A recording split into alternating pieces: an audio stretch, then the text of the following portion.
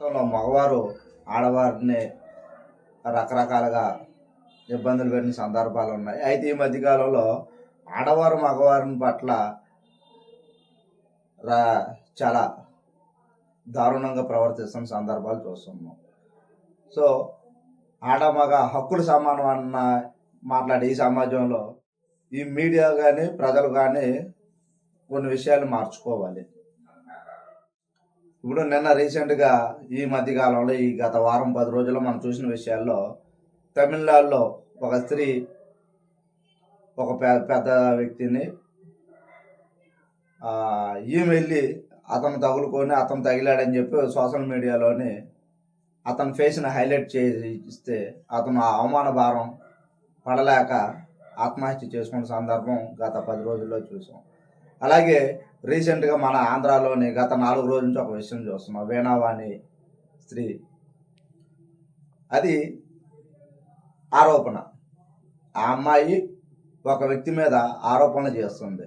So ఈ ఆరోపణలు మాత్రం ఎక్కడ కూడా నిజ నిర్ధారణ అయితే ఆ వ్యక్తి తాలూకు ఫోటోలు కానీ ఇంకోటి కానీ మనం టెలికాస్ట్ చేసినా పర్వాలేదు, ఆ వ్యక్తిని నీచంగా చూపించినా అదొక శిక్షగా అనుకోవచ్చు. కానీ ఇక్కడ ఇద్దరు ముద్దాయిలే. ఆమె అతని పైన ఆరోపణలు చేసింది, ఆరోపణలో నిరూపితం కాలేదు. కానీ ఆరోపణలు చేసిన అమ్మాయికేమో మాస్క్ వేసి అవతల వ్యక్తికి ఏమో ఫోటో చూపిస్తూ అతని పేరు వగేరా అతన్ని పెద్ద బ్లేమ్ చేసేసారి. సమాజంలో ఒక స్థాయిలో ఉన్న వ్యక్తిని ఈరోజు ఇది ఎంతవరకు సబబని అడుగుతా ఉన్నాం. ఆడవారికి ఒక న్యాయం, మగవారికి ఒక న్యాయమా? న్యాయం అనేది అందరికి ఒకేలా ఉండాలి కదా. గతంలో 2-3 నెలల క్రితం కూడా మనం కొన్ని చూసాము. ఎటువంటి ఆరోపణలు వస్తే ఆ మగవారి పైన అవి ఆరోపణలు మాత్రమే, అవాస్తవాలని చెప్పి కోర్టులు కానీ లేదా న్యాయస్థానాలు కానీ తీర్పు ఇచ్చిన సందర్భాలు చూసాము. రేపు ఇతను కూడా అలా వస్తే మరి ఇతను పోయిన పరువు పరిస్థితి ఏంటి? ఇద్దరికి మాస్క్ వేయాలి, ఇద్దరు ఫేసులని కవర్ చేయాలి.